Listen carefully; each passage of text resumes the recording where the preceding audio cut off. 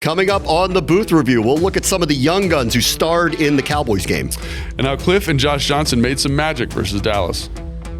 And I'm going to take a look at the defense, and I got to look at Bobby Wagner as he's 5 tackles short of joining rare air in the 2000 Tackle Club with yours truly and Ray Lewis. And we'll make some history here on the Booth Review. Welcome into the latest edition of the Booth Review podcast. I'm Bram Weinstein with London Fletcher and Logan Paulson. We're brought to you by Microsoft Surface Copilot Plus BC. And Logan and I are in the Big Bear AI Command Center studio. Happy belated Merry Christmas to both of you. Thanks, man. Appreciate it. Yeah. Well, I saw you on Christmas, so that's right. We did like a whole bunch of Christmas. You gave us a Christmas gift the week before, that's right? And then on Christmas Day, so a little bit of a Hanukkah gift. That's all right. What'd you do over the weekend? We had a weekend off. What'd you think about that? For me, obviously watched a lot of football, but I watched Rocky with my son for the first time. You like it? Yeah, I think that's my favorite sports movie of all time. In the TikTok generation, can they sit through something like that? My son is 11 and he loved it. Yeah. I thought it was going to be a little too slow because it's a little bit of a character study, so I was a little unsure. But yeah, he really liked it. Fletch, have you seen Rocky? You a big Rocky guy? Oh yeah. I've seen Rocky numerous times, man. Who hasn't seen Rocky if you're over 40 years old? Those are great trilogies or no, actually series, because I don't even know what Rocky they're up to now. So I went with my son. He asked, there's 6 Rockies and there's 3 Creeds. So there's a lot of movies to get through if you want to. All right. This is not a preview of Philadelphia, by the way. This is a review of the Cowboys game. Shockingly, the one big surprise of the day was, considering everybody on Earth was on the Netflix broadcast, we were not. That was actually somewhat of a surprise that we weren't part of that. Did you see how many people were on that broadcast that day? No, I missed it. I didn't go over there, but someone was telling me like Austin Eckler was on there. Clinton Portis did something for him, like middle of the game. Yeah, apparently, they just thought we were too valuable to be on that broadcast. That's right, Fletch. You should have been on it. What's up? I didn't see who did it, who was on the Netflix broadcast. Only reason I saw the Clinton Portis clip because they talked about him being on there during the Crosky Merritt 72-yard touchdown run. Yep. And then I knew Eckler was a part of the pregame show from the desk. So I don't know how they would have been able to fit us in. I mean, I'm sure they could have figured something out, but I don't know. I guess we're not big time enough. Not big time enough yet. Yeah, they even had Jerry Jones on there. Did they really? They had Jerry Jones on there. He was on set. He's pretty big time, though. Pretty big time. Yeah, pretty big time. All right, let's get into the game a little bit. Just a little bit. It feels like 8 years ago, but let's get into the game a little bit. And I want to focus. Let's start with some of the younger players. Obviously, the season hasn't gone the way we had hoped it would. There's been a clamoring for some of the younger players to get out there and play a little bit more than they have by virtue of some injuries, specifically for Johnny Newton's case and Ben Sinnott's case. That's gotten them a lot more opportunities here as things have kind of come down the stretch. So let me start with those two. And let's just start with Johnny Newton, who I don't even think, inarguably, London had his best game as a Commander. So what did you see on his 3-sack performance? Yeah, no, not just the 3 sacks. He also was able to generate a bunch of hits. He had 9 tackles. You saw a lot of the second efforts. Him beating the blocking of the Dallas Cowboys. I thought the coverage was really good too to allow him to get some wins as well. And I mean, that's what we've been waiting to see from Johnny Newton. See him have this type of performance. And when he was drafted out of Illinois, one of the things that he was known for was his ability to get after the quarterback. And for a lot of people, they're like, hey, man, when are we going to see something from him? But he came out, he had 2 foot surgeries before he even took his first snap in the National Football League. So it takes a while. And, for him, I was happy to see him have that type of effort. He had 9 tackles, I think, 5 quarterback hits, the 3 sacks, and you really felt his impact in that football game. Yeah, I totally agree. I mean, I think there's a little bit of I've talked to people like, oh, this is it. He's arrived. He's like the next Aaron Donald or whatever. I don't think it's quite that level. I think there's a lot of stuff you can still work on, Fletch. I don't know if you would agree with me or not. Yeah, especially as taking on the double teams. And I'll get into that once you finish your thought, Logan. Yeah, and so I think when you look at his sacks, a lot of them, he's kind of clean up pressure in the right spot. A lot of it is a lot of his productions generated or based on his hustle and work ethic, which is great to see. But I do think, like, even though it's not like maybe the cleanest 9 tackles, cleanest 3 sacks you've ever seen, it's still a really positive thing for him to be getting that kind of production this late in the year, because then you can say, oh man, like, it's building confidence, it's putting him in the right state of mind. So I think it's a really great performance for him. But I've had so many people come up to me and be like, yo man, he's the next great interior pass rusher. It's not that yet, but I do think you say, hey man, this is a really good thing to see from a young football player. Yeah, and also the confidence that I'm sure that gave him having that type of performance.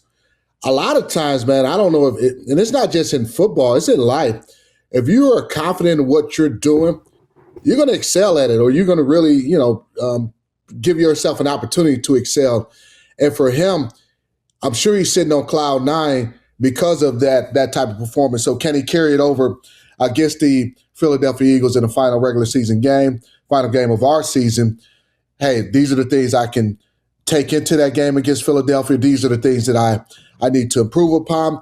As far as with Johnny, his frame, he needs to continue to add size, and he's still a young player, so he'll continue to add size. And people talk about the taking on the double teams and the from a run fit standpoint, he's just not the biggest guy. So as he continues to gain more size, I thought he gained some size this offseason.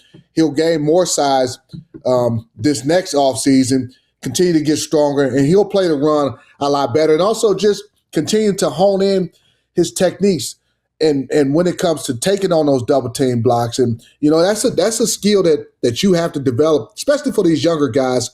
If you're used to being a 3 technique, having a lot of one-on-one blocks, now you got to deal with these double team blocks. So he'll continue to improve. But I was pleased with his production in that game against the Cowboys. Yeah, and I also think it's important to just kind of make a note of this too. Like, I know he's like, his PFF grade's not going to be great versus the run, and neither is Javon Kinlaw's either. But I do think one of the things that I've noticed, and maybe you there you go with that PFF stuff. But I think people look at it and they say, oh, like, they're not playing well against the run. But what I have noticed is they've been much more disciplined about sitting in gaps and not vacating versus double teams. Mm-hmm. And I think you've seen Bobby Wagner, Frankie Louvu, Jordan McGee playing better. And so, like, I think, yes, he does need to get better. There's a technical element of like, hey, I need to get to a knee, split this thing, all those things you're talking about. But I also think he's been much more disciplined in how he's handled that. And I think it's helped the whole defense at a little bit of like, maybe like negatively affecting personal production. I just wanted to make a note of that before we moved on. Do you see a role for him moving forward where he's not just a full-time interior defensive lineman, but someone that can be shifted a little bit to the outside? Because they've been hinting at that possibility with him. They did it with Daron Payne previously in the past. And because of his pass rushing skills, I think there might be an inkling of that's a possibility for him. Yeah, I mean, I think with Johnny, like, with Daron, it makes a lot of sense to me because he's long, he's 6'4", he's got long arms, he's really explosive. With Johnny, I'm not sure his length matches up well in terms of how, tackles handle perimeter rushers. So I was always like, they know that the staff here knows way more football than I do, and they understand the player way better than I do. But just in terms of like what's on paper, what I've seen, he always feels like an interior player. Now, like, there might be some matchup dependent things where you can put him out and say, hey, this is a good matchup for you, let's go win this thing. But I always think guys that transition well from the inside to the outside tend to be like Chris Jones is a good example.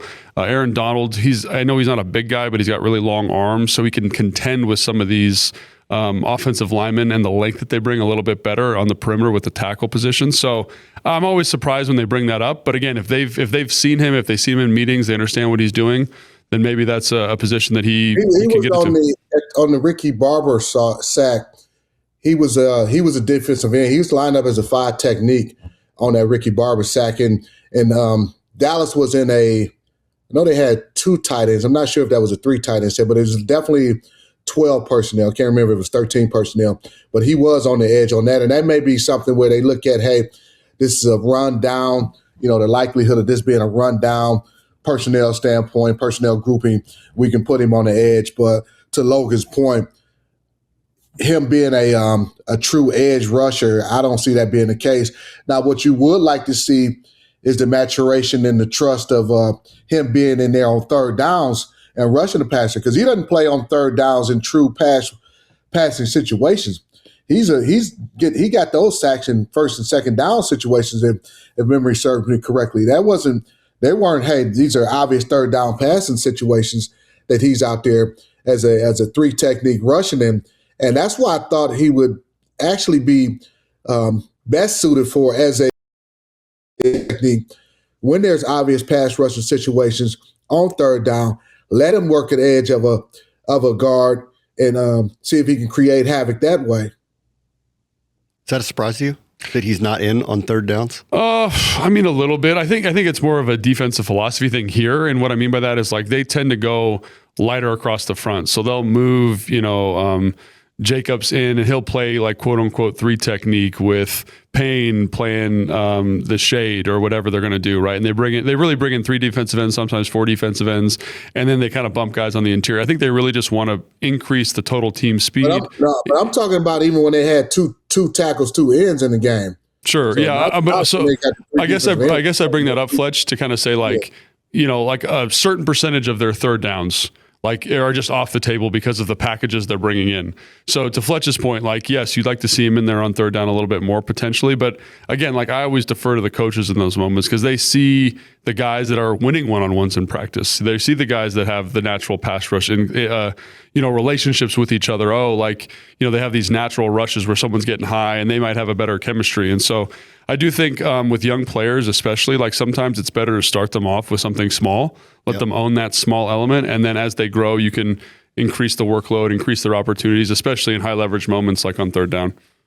All right, let's stay on defense. Mike Sainristil, I think it's safe to say he's had an up and down year. And in this particular case, in this game, there were some up and down moments.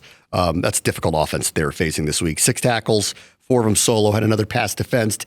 He's been really their best playmaker at getting the ball throughout the course of the season. That's something I know they want to, across the board, want to improve heading into 2026, but he's been that. What have you seen from him kind of late season so far? Yeah, I mean, I've been actually really impressed with him in coverage on the perimeter. I think they've obviously been more of a zone coverage team, and I think you see his zone instincts coming to the forefront. When he's kind of looking through the receiver to the quarterback, he's very, very dangerous. I think in this game specifically, there was some stuff that popped up in terms of his tackling, which was a little bit frustrating to me because I always think of him as being a very sure, sound tackler, a guy that's really committed to doing that. But in terms of a guy that's playing the football at a high level and knows coverage concepts at a high level, right now, I mean, even when Trey Amos was healthy, I think he probably does it the best of anybody on the team. And so are there things that he needs to work on? I think absolutely. And I think the other thing that you'd have to ask yourself with him on the perimeter, and I'd probably ask Fletch this, is, they at the beginning of the season, they wanted to be kind of this man coverage, blitzing, aggressive team.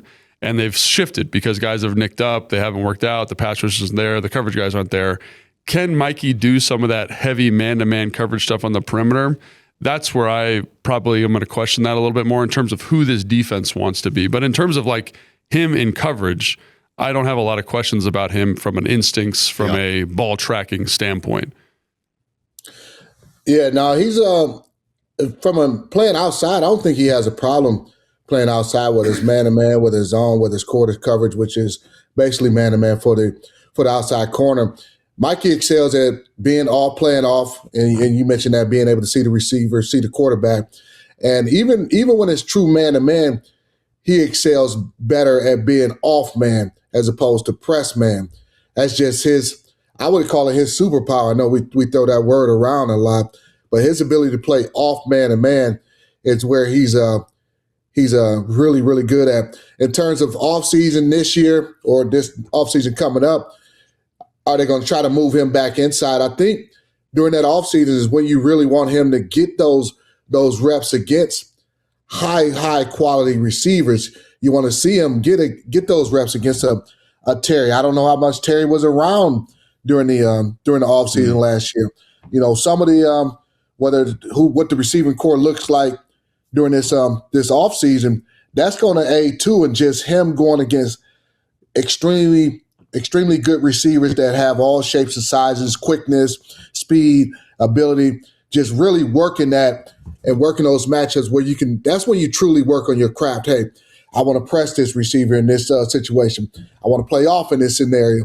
I want to, bump and then bail. Just all those different scenarios that you're truly, truly working your craft, getting used to working and talking to the linebackers and things like that. That's where when Mikey, I think eventually, he seems like he would be the prototypical nickel because of his toughness, his quickness, his ability to blitz and all those different things. And I know he's really good on the outside, but everything just screams nickel corner. I just think he needs more seasoning in that nickel.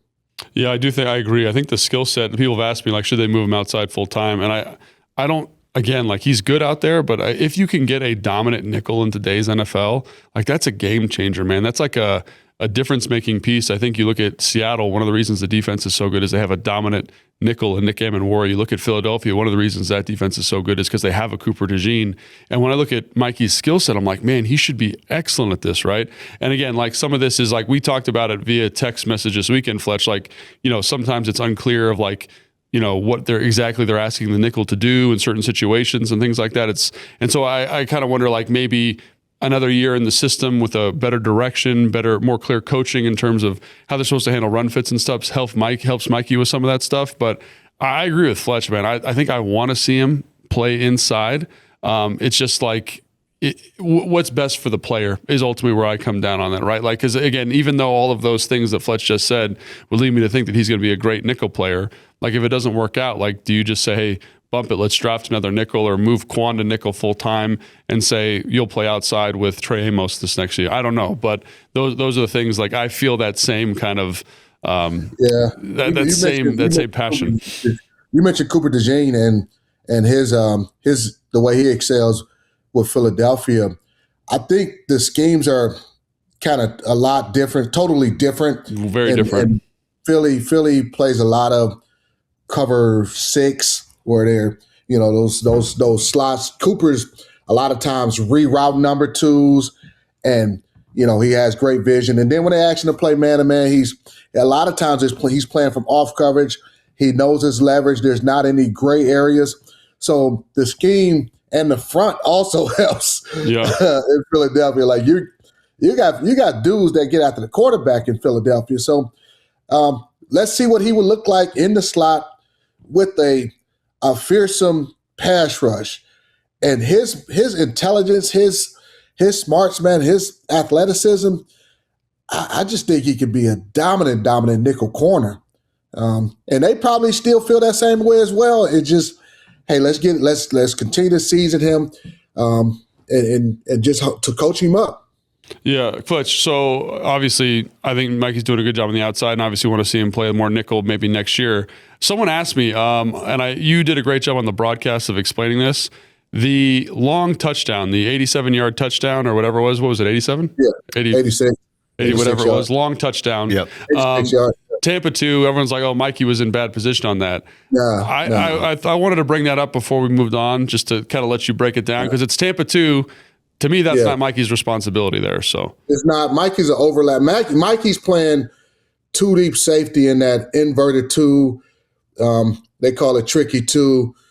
Quan is the middle runner, middle hole player, and he lines up about Quan lined up about, I don't know, maybe 15, almost 15 yards deep, and he's the middle run through guy.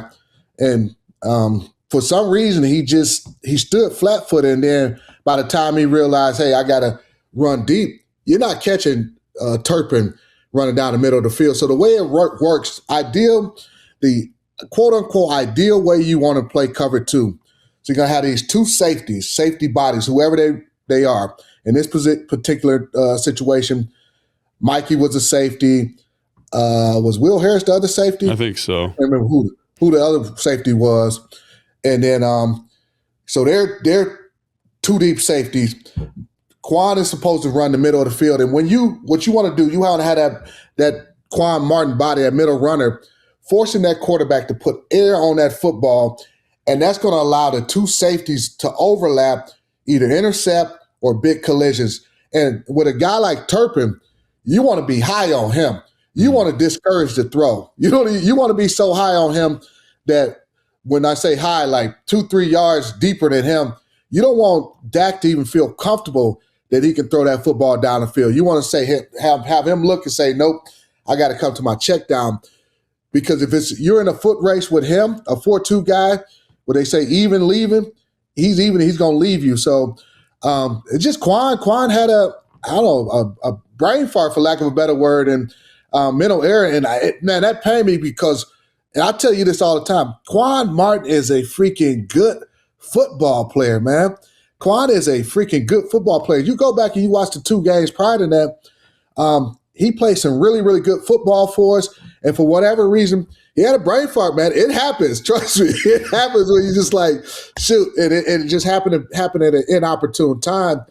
And the Dallas Cowboys exploded it for 86 yards. So it's not Mikey's fault because of his responsibility. He's trying to overlap that, and he's providing overlap help. So to answer all those folks' questions and try to blame that on Mikey, that's not the case. If the blame has to be placed, it's on Quan. And I'm not calling him out. That's just what his responsibility was. All right, let's get to the offense and a couple of the young players that really stood out there. Let me start with Ben Sinnott, who had 3 catches, 29 yards. They targeted him a little bit more than they had over the previous few weeks. There were some opportunities that were missed with him as well. So with Zach Ertz down, Sinnott is getting many more opportunities now. What have you seen over the last couple of weeks? Yeah, I mean, I think I see a guy just getting way more confident. I think you see his confidence growing in the run game. Like they had it wasn't the touchdown, but it was like in the low red where they're running outside zone. He's working a combination with John Bates, and they're really patient with each other, and his eyes are good, and his hat placement's good, and Bill's able to cut off. And that's just not something that he was doing a ton his rookie season or even early this season. So I think the more playing time, the more he's been on the field, you see a confident physical football player. And then again, like these catches that he had, they're not like, crazy down the field targets, but it's in 2-minute situations. He's running a lot of stick, like they're in Tampa 2, they're vacating zones.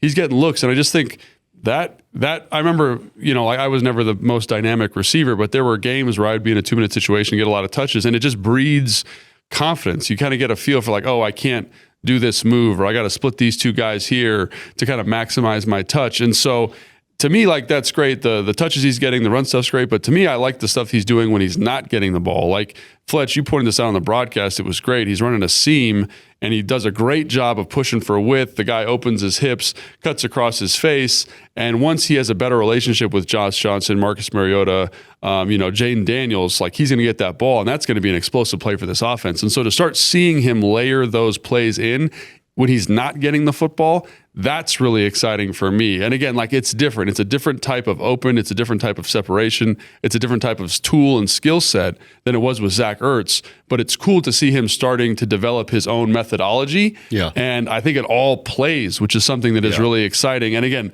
hopefully it continues to grow, obviously in this last game against Philly. Yeah, no, it's the play we pointed out. I thought Josh looked right at him, and maybe he didn't see him or trust it or feel comfortable because he, like you said, he widens that defender, and he cuts across his face, and he has about 2 or 3 yards of separation.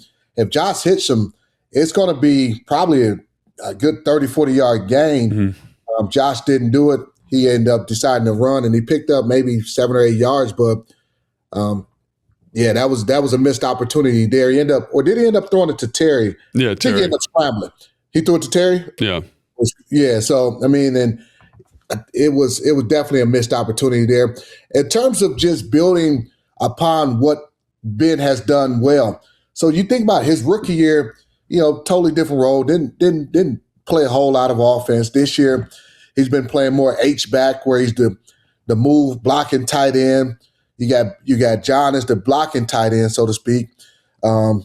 Zach is the pass catching tight end, and he's more of a glorified fullback, for lack of a better word, where is that they're asking him to do a lot more in the blocking scheme. So he's really developed and spends a total amount of his time, a ton of his time working on that. Zach gets hurt. Now, okay, let me add to my pass catching, my route running, and all that. So going into this off season, he's going to continue to work and build on that route running stuff. Hopefully he goes to tight end U. I don't know if he went this past year, but he goes to tight end U, and he learns the nuances of some of the route running aspects and being able to create separation at the top of the route. So these are just, let's understand, he's a second-year player, man, and he's going to continue to add to his repertoire. He's too athletic to not be really good in the pass-catching game.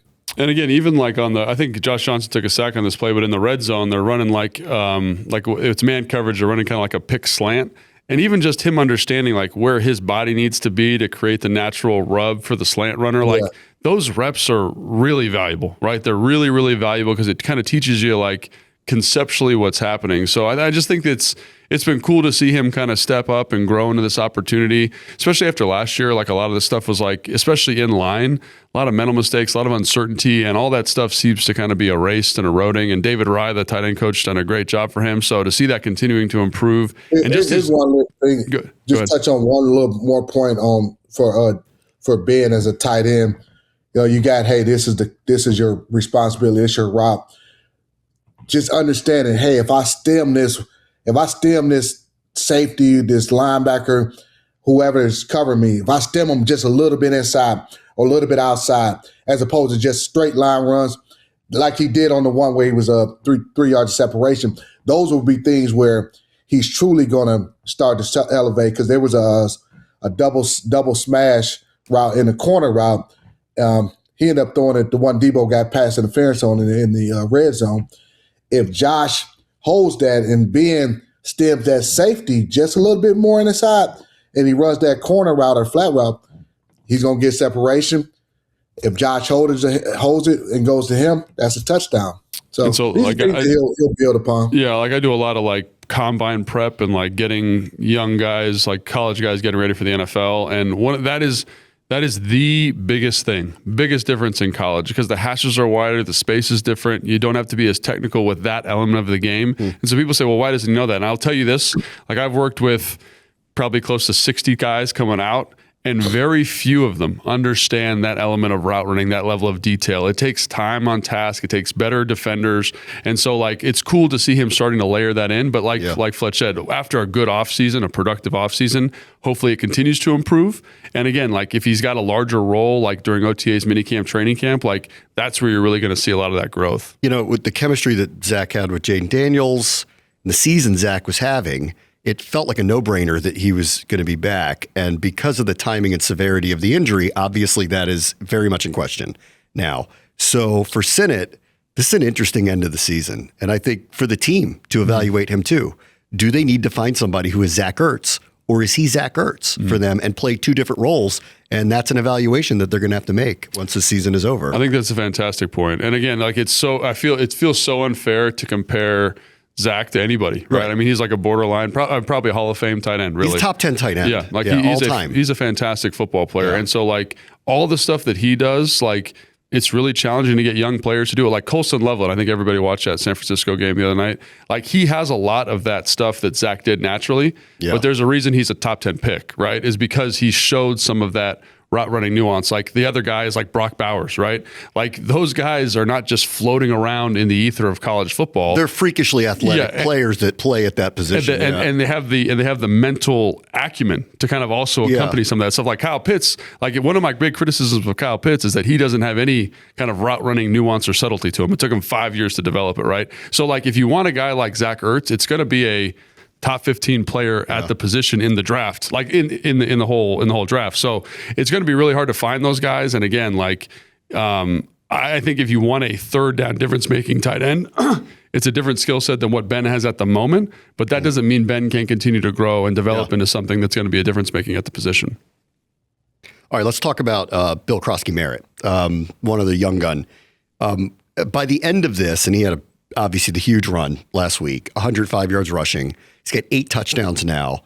His yardage totals, I'll have to get Jason to look it up. My Wi-Fi's not working in there. I want to see where it was, but I think it's up around 800 now. Yeah. And he's about total yardage. Yeah, and he's done this, right? He's done this largely in the middle of the season as kind of a part-time to little used running back for a variety of reasons. And you're going to look at these numbers at the end of the year and see a hell of a rookie season. So he came on the scene, hit like gangbusters. The Eckler injury kind of forced him, I think, onto the scene a little quicker than anybody would have expected. He had the boom games early in the season. C-Rod kind of took over in the middle of the year. And all of a sudden, because of injuries to C-Rod, he's out there again, and he's showing off this explosive tendencies. So what are you seeing as his rookie season is kind of coming to an end? Well, I think I've seen a guy who's just, in the same way we've talked about Ben Sinnott growing through reps and practice, I think we've seen Bill Crosky Merritt grow. I think he's gotten a lot more comfortable not hitting the home run, like staying on schedule. I think he's running with more power, better forward lean. And I think he's better in pass pro. And is he perfect in those areas? No. But has he improved a lot? Yeah. And I think like having that foundational element to the running back position, a guy that's going to get you 2 when it's blocked for 0, is something that's going to get him on the field more. And then when he's on the field more, you're going to get to see the explosive opportunities like you just talked about. That I haven't seen a running back do that here in a very long time. So to have that kind of dynamic, home run ability with the consistent get on base approach that you need to play running back at the NFL level. I think it's been great to see him grow in that area over the last, 18 weeks, 16 weeks? Yeah. Yeah. What you want to know about what's his yardage totals?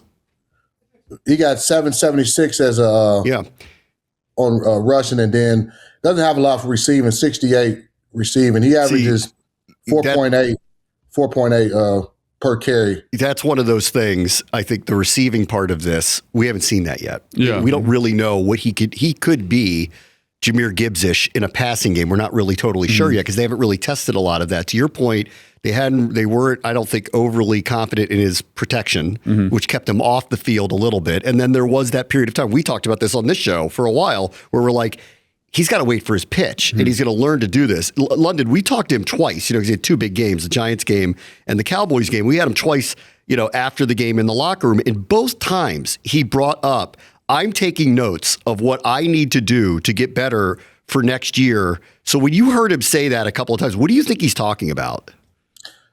First of all, I definitely think he's talking about the pass pro aspect of it, just getting better in that area, because that'll get him on the field in those third down, obvious passing situations.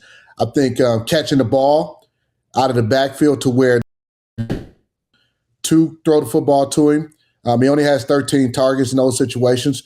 And even just being able to run with more power. We've seen that lately. He may want to continue to work on the vision and the burst and all that, the jump cut. He has that. That's his natural ability. But just being able to consistently run with power and running behind his pads, having that pad level low when he's coming through there. Those are things that he's gotten better at, and we've seen the fruits of that later in the season. But those are things that he'll work on during the offseason. The pass pro, catching the ball out of the backfield, and just being able to run with more power. And like Logan said, not everything is a home run. Sometimes it's just, hey, you just got to go in there and be your own blocker at times where, like you said, it's blocked for 0. Go get 2 or 3 just with running through somebody's face, So, and that's but I love to hear not just a young player say this, but a player in general say, hey, there's so many things that there's some things that I need to work on. And he's like, yeah, I'm happy with what I've done, but I'm not satisfied. And that's what you want from not just a young player. You want that from all your football players. Yeah, he can improvise. He's got incredible vision. He's got more power than I think we probably initially thought he would have when he runs. And so he's a hit to me. I think when he, and hopefully, becomes more of a total package for them, he's a dangerous, dangerous player for them. Yeah, and here's another thing I think he would want to work on. There was a couple times where he got clipped up on those when he's gotten to the second level, the ability to be able to break those tackles on that when he's got to the, well, not second level, when he's got to the third level, when he's got to a safety level to where, hey, it goes from a 15-yard game or 20-yard game to the 70-yard game. He didn't have to break a tackle on that 72-yarder against a safety, but just being able to add that element, however it be, and maybe, being able to get his legs up, get those feet up, or it's a subtle move. It may be a in and out on a guy, whatever the case may be, to be able to add more explosive runs to his repertoire. And again, he'll continue to build his repertoire. And like to your point about it being a hit, Bram, like he's a 7th round pick. Like That's this right. is, I mean, I don't care like I don't care what you're. No, I don't think anybody expected him to be this productive this year in his rookie season, right? No. So he's done a great job, and I think played one game last year, right? And so for him to do this and come out and play the way he's played, I think it's a testament. I mean, really to the entire draft class. Connerly, Amos, Jalen Lane's had a great year. Obviously, Kane's done more on special teams lately, but to get your 7th round pick and Bill to be playing this way, That's not a bad group of explosive playmakers that have hit in different ways and at different times this year and had different developmental arcs. But man, it gotta say those guys could be building blocks moving into 2026 for sure. Yeah, and work on fumbling, protecting the football. Yeah, that's right. Protect the ball. Yeah, he has 3 fumbles, so just constantly work on that, and because you got to be able to be trusted to handle that football, and that's one thing. I'm sure another area that he'll. And you don't have to wait for the offseason to work on that aspect of it. Work on that now and continue to work on that. All right, let's get to a couple of the old hats. We went to all the young guns. I want to start with Debo. That was what I think they envisioned when they brought him here a year ago. These moments where he's energy for them, he's a big play, he's run after the catch, he changes field position in one moment. I think that we saw this in week 1. Remember back in the preseason, he was the only quote unquote starting receiver that was out there, at least throughout the course of the summer, got a lot of opportunities. They were finding ways to get him the ball. They did this in this game as well. And we saw, I think, the Debo that they envisioned when they brought him here in the first place. Yeah, and they've been trying. I think there's a couple of things that go into that. They've tried a little bit to get him involved in this way earlier this year. And I want to give Cliff a shout out, man. I thought the reverse, the screen specifically, it wasn't overly technical, but it was just enough to kind of create some indecision in the defense. There's a little bit of motion ahead of time. They kind of do the ball fake. The linebackers, the second level players on the screen specifically are kind of running with that motion, running with that action. Connerly does a great job of getting to the perimeter. You just put not only Debo in a good position to be successful, but you made the block for Biadasz, you made the block for Connerly really easily. Then on the reverse, just the way that was executed, again, there's a little bit of eye candy pre-snap. You kind of lose who's actually getting the football. The guys on the perimeter are blocking well. And then again, Connerly, Biadasz to the second level there do a great job. So in terms of design, I think a lot of credit goes to Cliff in terms of utilizing him, because early in the season, there were times I remember watching the Green Bay game where they're trying to throw him a screen and it's obvious, all the eyes are there. He has a lot of gravity to him as a player, and rightfully so. So I think understanding how to use him has gotten better, and understanding the execution on those plays specifically has gotten better. And then the other thing I want to point out is I think he's healthier, right? I think there was that period of time where he had that heel injury where you could tell that he wasn't quite right. So to kind something happened in the Atlanta game where he stepped on something I'm down there on the sideline. They got their warning track is concrete. So if you step on that going, when he scored that go ball touchdown, he stepped on that. I'm sure that's when he did it. And again, you've had foot injuries, Fletch. I've had foot injuries. It really, and I'm not an explosive guy, but people who are explosive when they have something going on with their feet, you're not right. And so I think you saw a lot of that this year. And again, to see that final vision come together, probably since the Chargers game, I thought was pretty cool. Yeah, it affects us explosive guys locally. Yeah, super explosive. Yeah. Yeah, no, it's and also having a healthy Terry out there and a Trey Burks who's made plays as well. So now there were times where he was truly, the defenses were all focused on him. Hey, all eyes are on him, all eyes on Debo. We know he's the only guy that they trust, and Zach as well. But Zach, you don't expect Zach to kind of beat you taking the top off the defense. It's so those two guys were the focal points of defenses, and he looked like, I don't know what he got up to miles per hour on that screenplay. I would love to see the numbers. He was rolling, and then the finish, he knocks the dude helmet, 5 yards off his head, and again he brings. You mentioned the energy, the attitude that he brings to a football team as well. When you got to, hey, they call him Debo for a reason, man. You got a guy who brings attitude.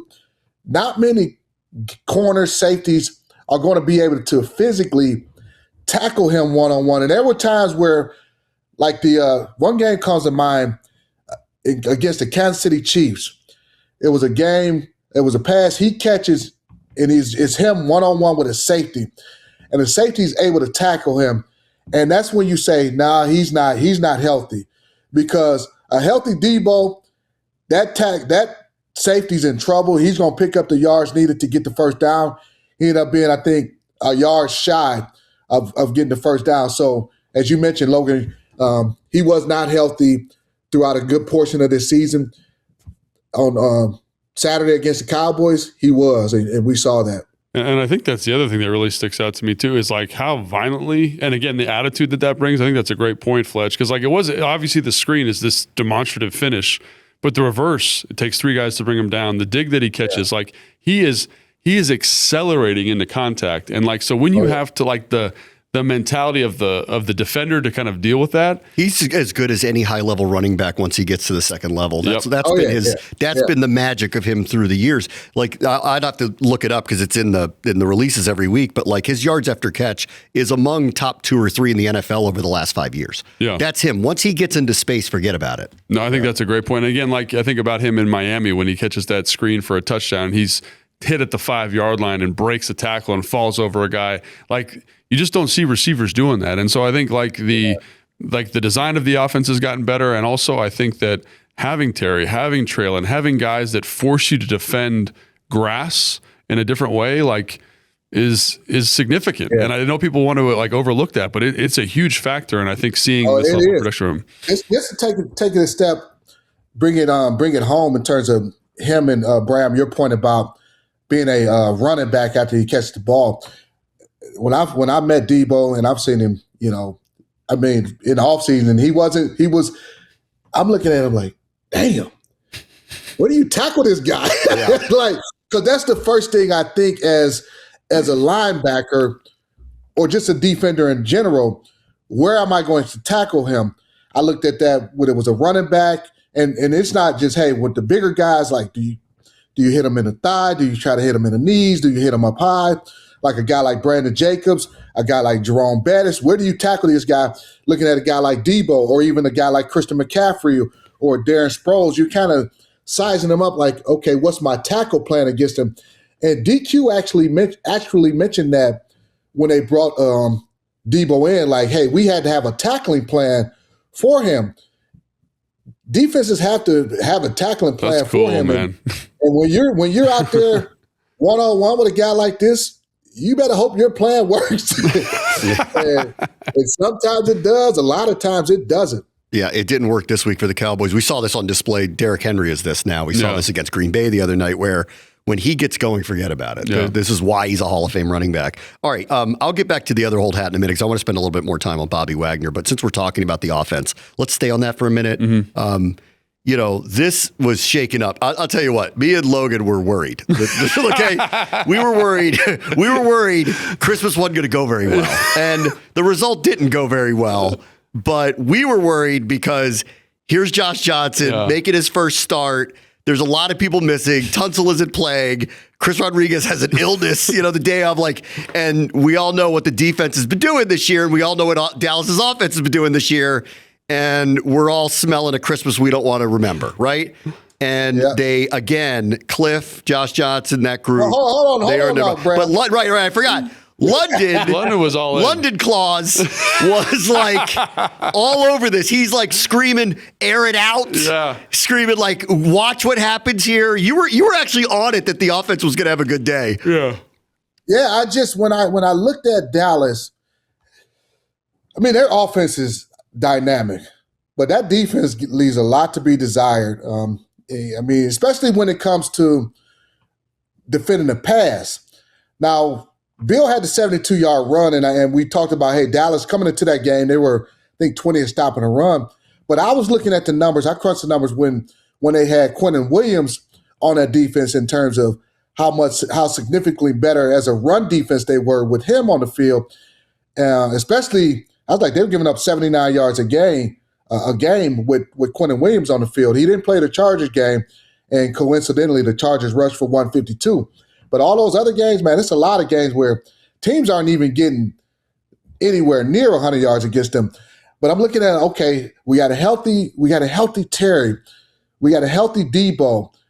Trey Burks is starting to emerge as a pass catcher, and Terry always had good games against the Cowboys. That's why I'm like, hey, let's spread them out. Let's air the football. Let's throw it around a yard and really force the Cowboys to defend the pass. And, they're the 32nd ranked pass defense for a reason. So I just liked I like the matchups in the passing game against the Cowboys.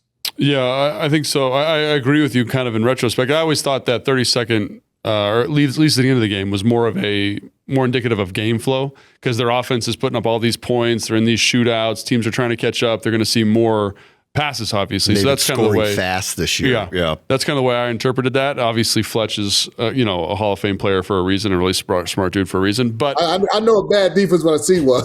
That's right. But what I will say is the one. So to this point about bad defense. So like the one thing that I did notice when you watch them on tape is that they play traditional cover 3. So like Vic Fangio, when he plays cover 3, it's going to almost feel like man. It's like this weird hybrid. They flood zones. Same thing with like this is a little different defensive philosophy. Like Minnesota, like they match concepts really, really well. And Dallas, for whatever reason, they play a more traditional where it's like, hey, I'm dropping to spots. And recently, if you play that style of defense, like you can throw the ball in those teams. Yeah. So people are like, well, why were we able to throw the comeback to Terry, the out to Traylon Burks, the comeback to Terry again? It's because they're in cover 3 and their changeup is man-to-man coverage. So I like a comeback in both of those looks because there's no underneath hook player on either side of that, right? So to me, it was like, yes, to Fletch's point, like it's a bad defense because stylistically, they do things that are a little bit easier for quarterbacks to see and read. And Josh, he's, to his credit, man, he's played a lot of football. Yeah. And so he can identify cover 3 versus. Something, Logan, you mentioned that comeback. And your vantage point probably was, I know it's different because you're on the field. Yeah. It's different than the vantage point we see up in the booth. That comeback that he threw to Terry, the deep kind of out comeback, that was a heck of a throw. That was a throw, what I would say, between 2 defenders or around 2 defenders because they actually had it defended pretty well. And for Josh to make that throw, to trust it, it wasn't a whole lot of space on that sidelines, and that was a dart. That was a dime throw. So let's give Josh some credit on that. Buddy. And so I think I'm not trying to take anything away from Josh. Like this is definitely an easier out than Philly, right? He did make some throws. Like one of my favorite throws of the game is like when he checks Terry on like the big like the bench out or the corner route, and it's not there, and he hits Debo over the middle of the field, like working through his progression. Like he did a lot of good stuff, right? I just think it's a little bit easier, like to your point, like they're the 32nd ranked defense for a reason versus Dallas as opposed to Philly, and he still played well. Like he made good decisions, didn't have a lot of negative plays, didn't put the ball in harm's way. And Cliff, you could tell, like the other thing we talk about every pregame show is like, when you're a little bit nicked up offensively and you're not at your best, like how do you find your 5 explosives? Oh, let's get a screen to Terry or a screen to Debo for an explosive play. Let's get a reverse. Let's get a dig to, what I'm saying? They were able to find some of these opportunities just through good, well-executed, kind of not trick plays, but like plays that led to explosive plays that are low leverage throws for the quarterback. Yeah. What I loved about when Bram and I, we get an opportunity, and Logan, you interview a lot of players too after the games. When we're able to kind of ask a question and the answer that we get, we totally wasn't anticipating the response. So whether it was Trey Burke and some of the times we've had him, opportunities to ask him questions, Bill, but Bram and I, when we interviewed Josh and we asked him, Bram asked the question like how he was able to be like play so well and so have so much confidence in that game. And Bram, you remember he said, DQ had a conversation with him. Was it Thursday night? Or he said one of those days, DQ came to him and told him, "Hey, man, you got this. Go home and get some rest, man. Just trust in your experience." DQ told him to trust his experience, and it was like that just gave him so much confidence going into the game. And man, I was like, yeah, this is awesome. There's something really special. Like that's an underrated thing too. Like people are like, oh, like how does coaching impact players? And I think that's something that as a undrafted free agent who was always a fringe roster guy, when a coach came up to said, and like, man, you're going to have a excellent game today because XYZ, like it just breathes this life into you because you're like, hey man, like that guy has played, he's watched a lot of ball. Dan, I mean, like And for him to come out and say that, like, it's a cool moment for a coach to know exactly what a player needs to hear, and then for him to go out and play the way he did. That's really cool. I heard a quote from Phillip Rivers yesterday after they lost, and he's now 0-3 in his return, but it's been a joyride, it sounds like, and it really matters to him. And someone asked him about, this is meaningless games, and he said, when I was a kid and we played in the backyard and we lost and I went home crying, that was a meaningless game, but it really wasn't. Mm-hmm. None of this is meaningless. It never is. And I was thinking about Josh Johnson, and I'm like, here's a guy who's 39 years old. He's been in the league since 2008. He probably never thought he was going to play in a game this year at all, right? Because Jaden Daniels and Marcus Mariota are on the roster ahead of him. And here they are at 4-11, and he has to play. And you'd think like human nature would be like, I'll take that backup paycheck, like we don't need to do this. But that wasn't his attitude about it whatsoever. It really, truly mattered to him. So if you're ever wondering, like, do these guys have this feeling for this game, regardless of the circumstances? These are two prime examples, and one of them's in this building with the way that he played, the way that he prepared, and how it mattered to him. And he was upset that they lost. Like, he felt like they left a few things on the field. He was upset that they lost. Yeah, absolutely. There's no such thing as a meaningless game. And I don't care if it's preseason, regular season, postseason. They might not all count. So in the preseason, they don't count, but they matter. Right now, 4-11, 4-12, whatever the case may be, 4-13. It doesn't count, so to speak. It counts, but it doesn't count because, hey, we're not going to make the playoffs. But it matters. It matters for everybody associated with the organization, because how you perform in losses, I think, are just as important as how you perform in wins. We've had some ugly losses during this season where you're losing 4 in a row by 20 plus points, and then we've had the loss against the Broncos where you go for the 2-point conversion, lost the ball game, but totally different outlook in how we looked in that game. Lost against the Cowboys, looked totally different in that loss. And they all matter. They might not count, but those players fight to extend their careers. Young players showing that, hey, I'm a guy you can build upon. I'm a guy that you want to continue to have on this football team when this thing turns around. And also, you got guys being free agents who are auditioning for 31 other teams. And, anytime you step on that football team, on that football field, you have to autograph your work and you have to take pride in ownership. Yeah, and like for Josh Johnson specifically, like he hasn't played for as long as he's played because he's like casual about football. Yeah. And like he probably wants to play next year. And, a good way to do that is to go out and ball. And like, so I thought he did a great job of doing that. And like you talk about autographing your work, Fletch, like, I was always like the fringe roster guy, and these games at the end of the season were like they're your resume for next year. And so like Josh Johnson knows that better than anybody in the world. Josh Johnson knows that thing. So like he's going to go out there and give it everything he's got, which is cool. I'm going to share a quick story with me. My final season in Washington, we get to, I think it's week 16 or week 15, 16. We only played 16 games back then. We're playing the Dallas Cowboys. And I come home, my late wife and my kids, we get home from a friend's house on Christmas Day. And I started watching film. It's maybe 8:00 at night. And she comes to me and she's like, hey, how many of your teammates do you think are at home? No, she asked me, have you ever gone into a game feeling unprepared? And I was perplexed. I'm like, why would you ask me a question like I'm appalled by that. Like you see me every day. Like, no, I've never felt unprepared. And I said, why would you ask me that? She said, how many of your teammates do you think are at home on Christmas night studying football right now? I was like, I don't know, and I don't care. Again, so the reason she asked me that question is, she wanted to spend some time with me. She wanted us like, hey, let's watch a movie, whatever the case may be. And to add context to this, we're getting ready to play the Cowboys. This is my 14th time in Washington getting ready to face the Dallas Cowboys. I knew their offense like the back of my hand. I knew how to cover Witten. I knew Romo. I knew their running backs.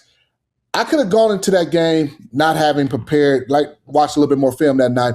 And the day before, I had announced my retirement. Like, I'm retiring. We got this last home game against the Cowboys. Then we got a final game against the New York Giants. But there was nothing inside of me that was going to allow me not to prepare the same way I had always prepared going into these games. It just wasn't, I just couldn't do it. So a guy like, to your point about Josh Johnson and the pros, we don't know any other way to do it. Every game matters. Every rep matters, regardless of the situation. And we weren't very good in 2013 either, Logan. That season sucked. You know, we were not good. You guys probably gotten it too. I've gotten a million texts from people, about this year. And they're like, boy, I bet you can't wait to get through this one. Just stuff like that. And I'm like, well, I wish they were winning, but it doesn't change the preparation. And I'm like, this week, I'm like, we're calling a Washington-Dallas game on Christmas Day. Yeah. There is nothing not special about that, nothing not important about that. It is an incredible opportunity and privilege to do it. And to think that anybody would like downplay that, and I can only imagine with you guys what you're doing physically to get ready to do that on the field, there is no other way. There isn't. Well, the thing that always used to get me is like if I didn't prepare as best as I could physically, mentally, emotionally, like I felt like I was like doing not only like Fletch a disservice, but doing like my family a disservice. Like that's like my dad and his friends watch the game on the weekend, right? And like I want him to be like, that's my boy right there. You know what I'm saying? Like there's a special opportunity there. And again, the other thing that I was always worried about is like if there was even a moment of doubt, Fletch, like I was going to get hurt. I needed to make sure I was there mentally every single opportunity. And it's funny, like when I was a little bit off, that's when I did get hurt. And you're like, man, it's because of that thing that I didn't take care of before. So, or not even get hurt, just not be able to perform at your best, to your optimal, because you don't want to be thinking on a football field. You want to just be reacting. Hey, I know what my responsibility is, know my job, and let me just go out, react, and execute whatever the case may be. You don't want to be thinking about a coverage as you're running your route, because now you're like, no, I know this coverage. I trust it. Let me go win and make myself available. All right, two quick topics before we go. One on the defense. All right, I want to get your thoughts on this. Cowboys go 8 of 20 on third down, unbelievably 6 of 6 on fourth down. Almost uncanny how they were converting, especially in the first half. But it was on second down. Jason, our producer, put all these down, and I remember some of them and others. I was like, wow, that was on these. They got them behind the chains so many times, and yet Dallas got out of it. Malik Davis for 16 yards on a 2nd and 18.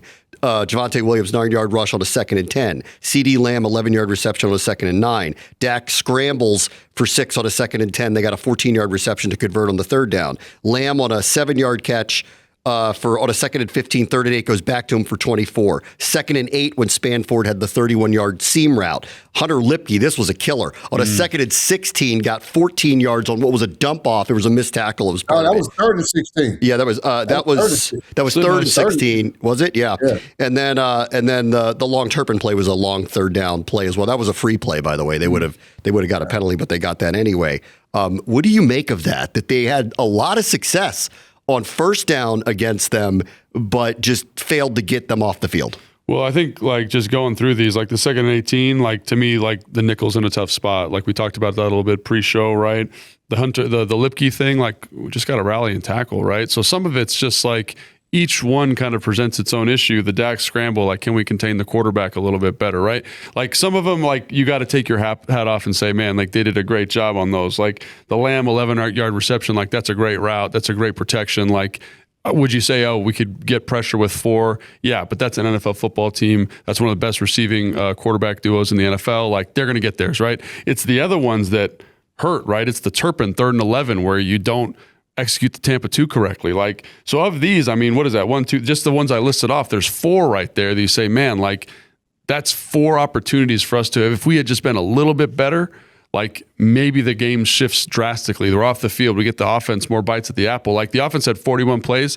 There's an offensive element there in terms of converting on third down, but defensively, like when you're in these long down and distances, like I'm not the expert on it that Fletch is, but as an offensive player, I know when we're in these situations, the math is against us. The analytics are against us. You're not supposed to convert those.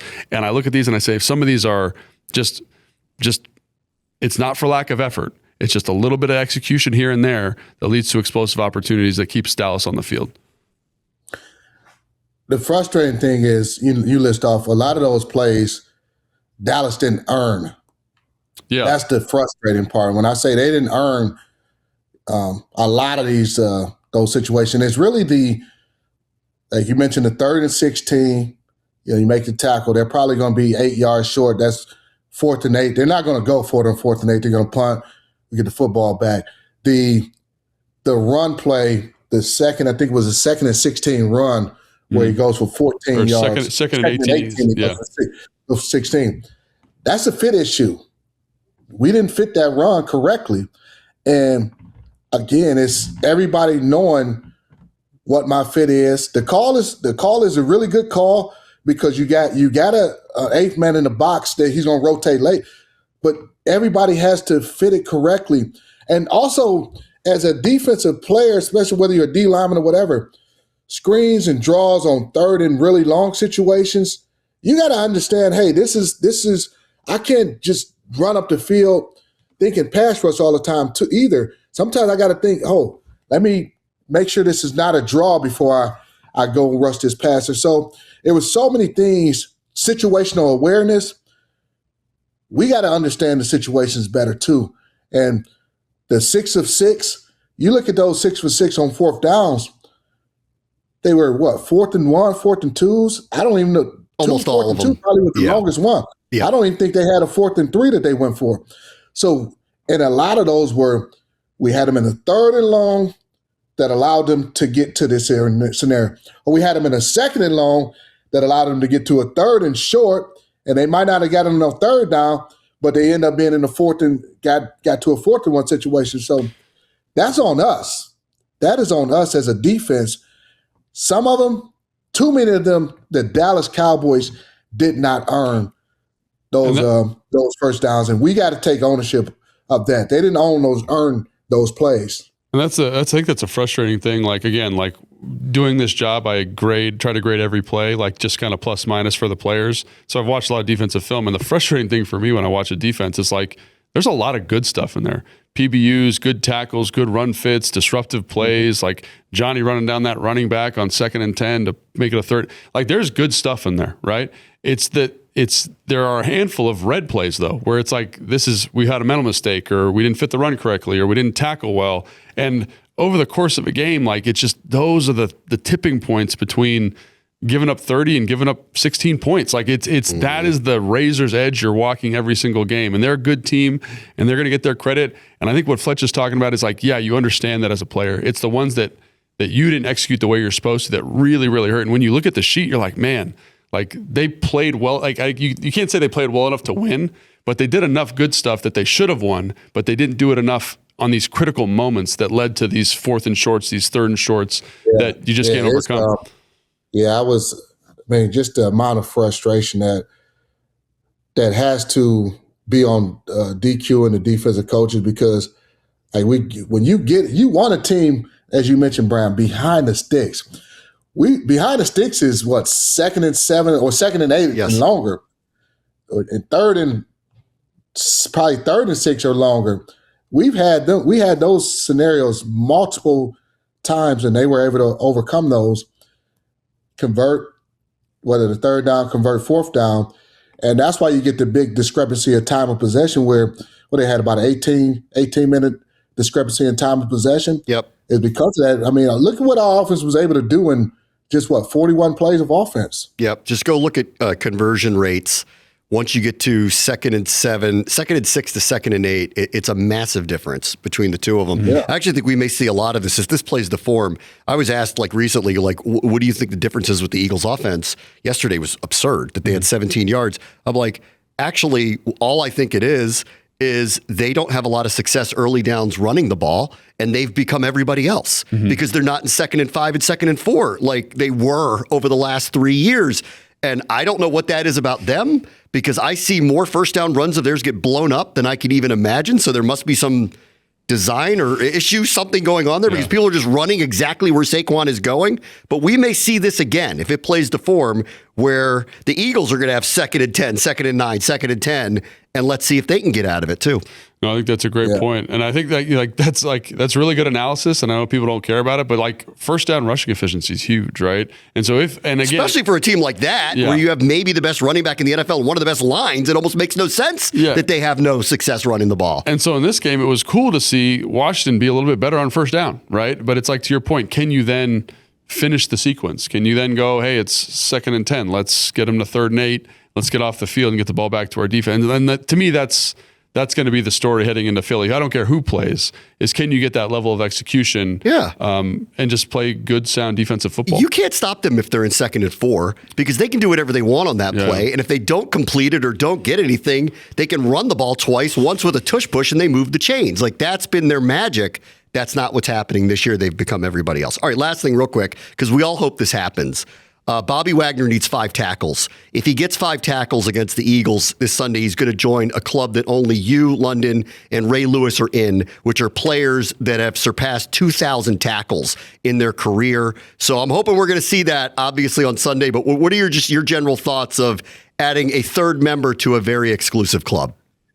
Man, I'm so happy for Bobby. As I mentioned, you guys know I have a great relationship with Bobby, and this was even before he joined the Commanders. This dates back all the way to 2019, and just the reverence that he has for players who played the position prior to him, and who, just his respect for us. And he's trained with Ray. He's reached out to Ray. He's reached out to me, and just for us to be able to talk ball and talk training methods and all those things. So when I see him on the cusp of joining that club, that 2,000 tackle club, and that's rare air up there, man. It's it's lonely up there with me and Ray. So, but it's just it's a testament to him as a professional, him as his longevity, his productivity.